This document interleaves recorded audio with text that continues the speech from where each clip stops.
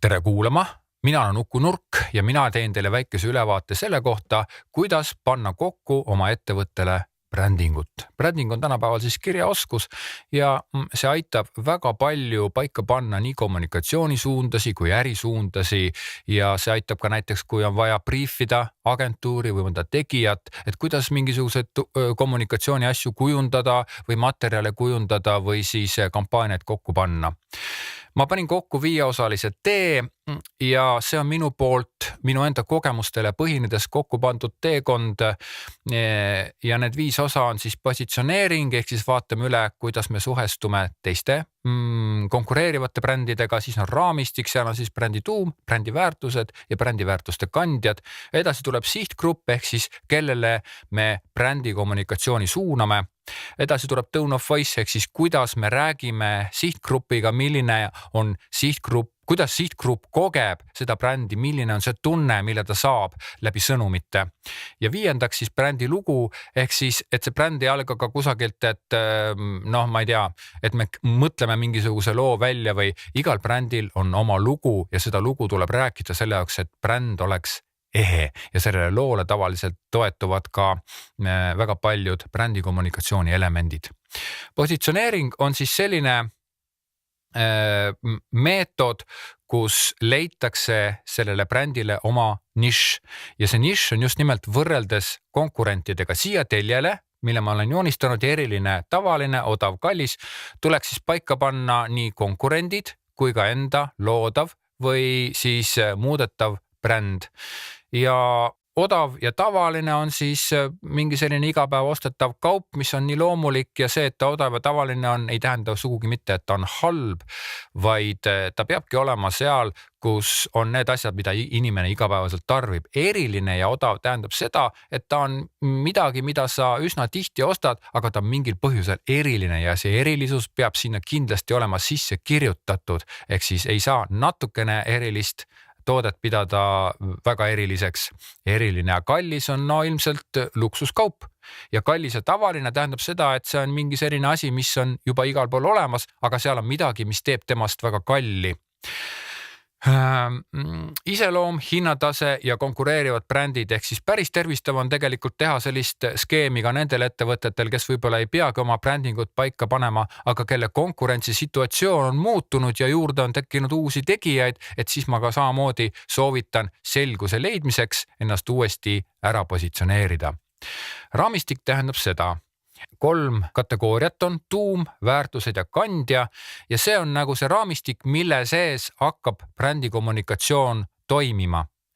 Brändi tuum on midagi sellist, mis on nende väärtuste all või mis juhib kõiki neid väärtuseid. Näiteks leiva puhul on siis tuum on siis mingi emalik hool, soov pakkuda parimat toitvat ja nii edasi. Aga seal on nagu, seal tuuma sees on üks sõna või üks väärtus või üks selline juhtiv mõte ehk siis ideoloogia. Väärtused on nüüd siis konkreetselt sõnastatud väärtused, näiteks põhjamaisus, näiteks puhtad toorained, näiteks innovatiivsus ja ma soovitan neid väärtuseid panna paika umbes 5, 6 või 7. Võib-olla, et kui neid väärtused on väga vähe, näiteks 1 või 2, et siis on samamoodi raske ja kui neid on 10 või näiteks rohkem, siis on samamoodi, läheb ka kole keeruliseks, et iga väärtus peab olema ikkagi konkreetne väärtus. Ja brändi väärtuste kandjad, siin tuleb paika panna see, et milliste kandjate peal need väärtused siis hakkavad elama, ehk siis tegelikult mis on see, millest moodustub sinu brändi kommunikatsioon ja siit võib panna paika siis ka näiteks toode ise, kui ta on riiuli peal või teenus, kui ta on kusagil vaateaknal välja reklaamitud veebileht. Samamoodi võib siit kandjate hulgas ka näiteks maha tõmmata neid, kus see bränd ennast kohe üldse ei näita, ka see on võimalik.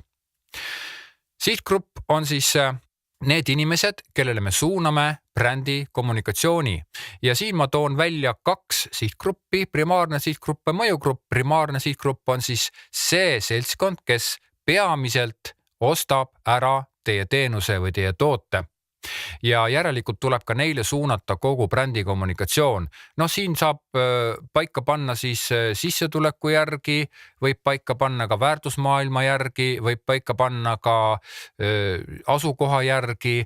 Neid parameetrid on tegelikult väga palju, ma ei hakka neid siin kõike läbi käima, aga tegelikult soovitan alati vaadata sihtgrupi väärtusmaailma, sellepärast et sõltumata soost ja vanusest kipub väärtusmaailm olema see, mille järgi aina rohkem ja rohkem brände ennast positsioneerib. Ja mõjugrupp on siis nagu see sekundaarne sihtgrupp või siis mõjugrupp on siis see, kes mõjutavad neid, kes ostuotsust sooritavad. No näiteks kui on militaarne ala ja on vaja suunata ennast siis mingisugustele juhtidele, kindralitele, aga nendel kindralitel on abilised, kes peavad näiteks tehnoloogia puhul välja selgitama selle, millised on maailmas kõige juhtivad vastava tehnoloogia tootjad ja need abilised ongi siis mõjugrupp, kes tegelikult ise ostuotsust ei soorita, aga kes mõjutavad ja kes kannavad ette sellele kindralile siis selle, et millised juhtivad ja paremad ettevõtjad on need, kelle tooteid või teenuseid tasuks osta. Tone of voice. Jällegi see on selline teema, mis vahel kipub nagu ununema, eriti igapäevases kampaaniakommunikatsioonis või igapäevases kommunikatsioonis, aga igas kommunikatsioonis peab olema teatud selline toon või see, et kuidas meie sihtgrupp seda brändi kogeb. Kas ta kogeb seda sõbralikuna või naljatlevana või kogeb ta teda kuidagi ametlikku või üldisena või kogeb ta teda näiteks hästi piirkondlikult või kogeb ta teda hästi sügavuti teemasse minevana. Ja see kõik on väga oluline ja need sõnumid peavad alati olema juhitud siis sellest tone of voice tonaalsusest ja see aitab hoida kommunikatsiooni ühtsena. Brändi lugu on siis see, ma kohe ütlen siia algusesse ära selle, et kindlasti ei peaks brändi lugu midagi sellist olema, mis on pastakast välja imetud või mille keegi copywriter kusagil laua taga on kirjutanud kokku teile. Kindlasti ta ei peaks olema, vaid igal brändil on oma lugu, kuidas see ettevõtte alguse sai, milline on selle ettevõtte lugu üleüldiselt. Kas ta näiteks alguses tegeles mingisuguse ühe valdkonnaga, aga hiljem kasvas sealt välja mingi spetsialiseerumine selle valdkonna mingi teatud kitsale alale või oli siis tegemist üldse mingisuguse brändiga, kes näiteks tõi kingasi maale, aga siis hakkas maale tooma ka, ma ei tea, sporditarbeid näiteks. Ja see on kõik lugu, et igal brändil on oma lugu täpselt nii nagu igal inimesel on oma lugu ja tegelikult meie sihtgrupp tahab saada seda lugu kas või juba selle jaoks, et tuletada meelde, ahaa, need on need, kes olid seal, tegid seda, muideks lugu võib olla ka kohapõhine, et mingisuguse Eesti väikese maakohaga seotud lugu, aga see lugu on siiski väga oluline. Nii, see oli nüüd lühidalt siis brändi kokkupaneku skeem ja mina oma koolitustel ja koosolekutel väga sageli viin seda brändingu skeemi läbi ja aitan läbi selle brändingu skeemi inimestel aru saada, millised on nende väärtused, millised on nende lubadused, millised on nende brändide iseloomud.